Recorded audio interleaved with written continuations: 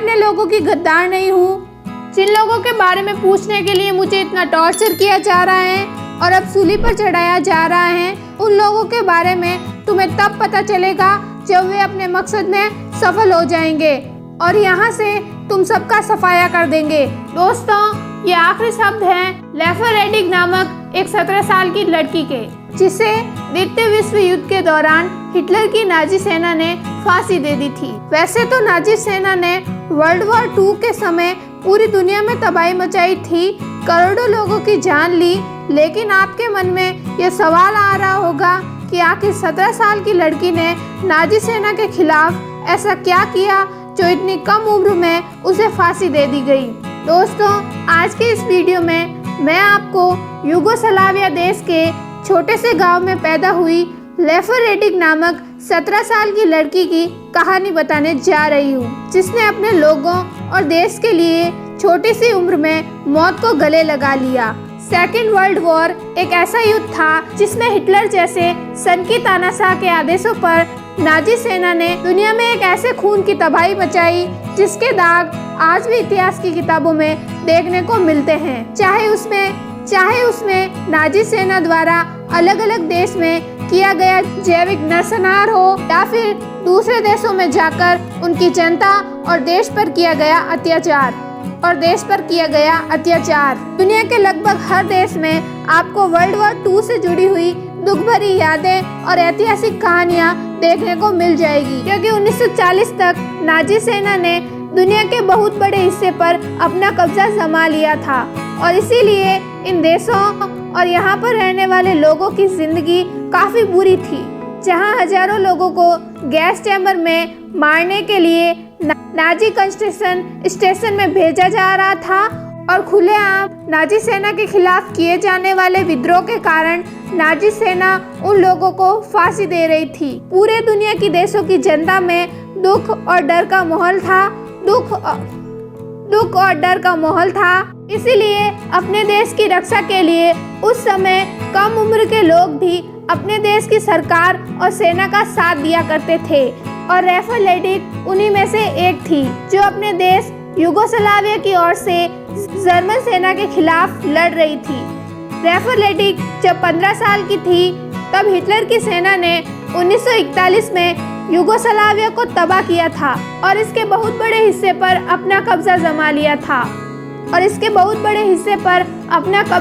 लिया था। लेकिन अभी भी युगोस्लाविया के कुछ पहाड़ी इलाकों पर नाजी सेना अपना कब्जा नहीं जमा पाई थी। ऐसे ही इलाकों में आगे जाकर नाजी सेना को काफी नुकसान उठाना पड़ा, क्योंकि यहाँ पर नाजी सेना को पीछे धकेलने के लिए युगोस्लाविया की सेना और वहाँ के लोगों ने मिलकर कई बड़े मिलिट्री ऑपरेशन चलाए और इसी दौरान युगोस्लाविया की सेना के साथ 17 साल की लेफर रेडिक ने भी अपना योगदान दिया। अपनी सेना के साथ मिलकर लेफर रेडिक ने लाखों लोगों की जान बचाई और कई नाजी सैनिकों को मारा। नाजी सेना इस लड़की से डरती थी और फिर एक दिन जब लेफर रेडिक अपने साथियों के साथ मिलकर नाजी सेना के कब्जे से कई महिलाओं को छुड़ा रही थी, तब लेफर रेडिक को नाजी सेना द्वारा गिरफ्तार करके बुरी तरह टॉर्चर किया गया और फिर उन्हें फांसी दे दी गई। लेकिन अंतिम वक्त तक भी जर्मन सैनिक लेफर रेडिक से उनके साथियों के नाम नहीं जान पाए। लेफर रेडिक का जन्म 1925 में युगोस्लाविया के एक छोटे से गांव में हुआ था और यही नज़दीकी शहर से लेफर रेडिक ने अपनी पढ़ाई पूरी की थी। लेफर रेडिक काफ़ी मेहनती और इंटेलिजेंट लड़की थी और उन्हें हमेशा से ही वर्ल्ड हिस्ट्री और राजनीति में रुचि थी। लेफर रेडिक के चाचा युगोस्लाविया के कम्युनिस्ट पार्टी के एक लीडर थे, इसलिए उनके परिवार में कम्युनिस्ट विचारधारा का काफ़ी प्रभाव था और लेफर रेडिक भी कम्युनिस्ट विचारधारा में विश्वास करती थी।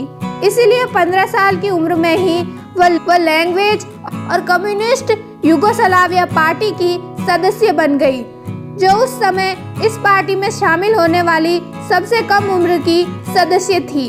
और इसी दौरान 1941 में जर्मन सेना ने युगोस्लाविया पर एक बहुत बड़ा हमला कर दिया।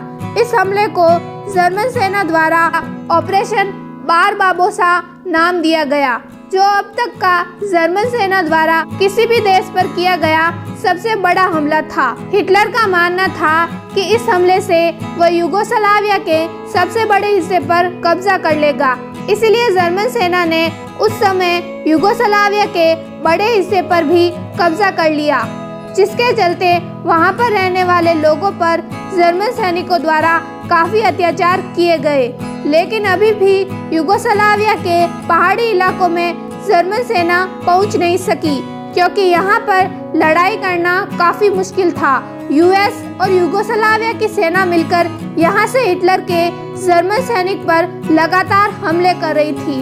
उस समय यूगोस्लाविया में दो बड़ी ताकतें थी, जिसमें से एक नाजी सेना द्वारा कब्जे किए गए हिस्से पर एक नई सरकार बैठी थी, जिसे चैतन्य नाम दिया गया था, और दूसरे हिस्से पर यूगोस्लाविया की पुरानी सरकार और यूएस मिलकर उनको पीछे धकेलने का काम कर रही थी, जिसे पार्टीशन ग्रुप का नाम दिया गया। इस समय जर्मन सेना की संख्या और हथियार काफी ज्यादा थे, लेकिन यूगोस्लाविया की सेना जर्मन सैनिकों से सीधे न लड़कर गोरिल्लावाद युद्ध नीति से लड़ रही थी।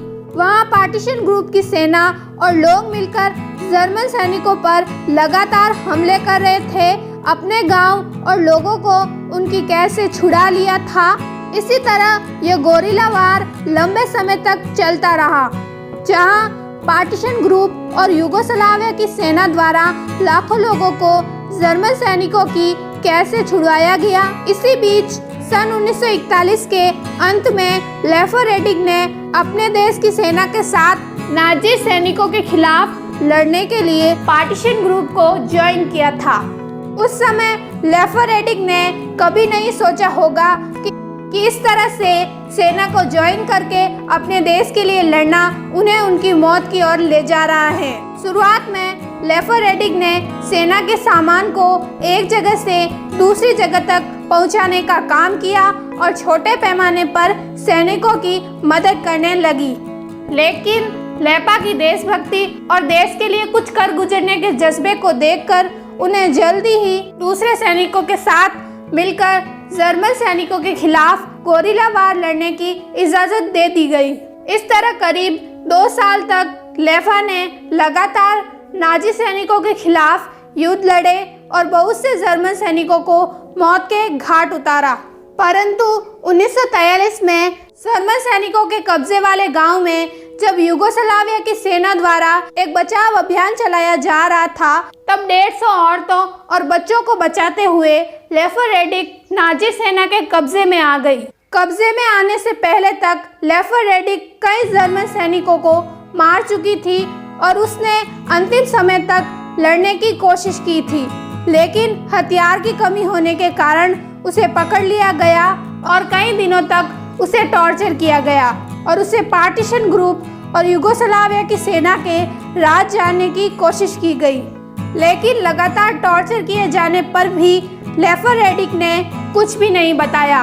उस समय लेफरेडिक केवल 17 साल की थी, लेकिन 17 साल की लड़की ने भी अपने देश के लिए जो हिम्मत दिखाई, उसे देखकर जर्मन सैनिक काफी हैरान थे और वे समझ चुके थे कि अगर लेफरेडिक को ज्यादा समय तक बंदी बना के रखा गया तो यूगोस्लाविया की सेना कभी न कभी उन्हें छुड़ा लेगी और इस तरह लेफा को कैद में रखने का कोई फायदा नहीं था, क्योंकि इतना टॉर्चर किए जाने के बावजूद भी लेफरेडिक ने कुछ भी नहीं बताया था।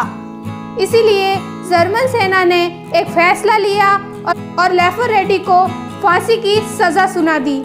यहाँ पर हैरान करने वाली बात यह है कि जर्मन सैनिकों को लेफरेडिक को फांसी देने की इतनी जल्दी थी कि उन्होंने फांसी के लिए सही इंतजाम भी नहीं किए थे और पास के एक पेड़ पर ही 8 फरवरी 1943 को सबके सामने रस्सी से लटकाकर लेफरेडिक को फांसी दे दी गई।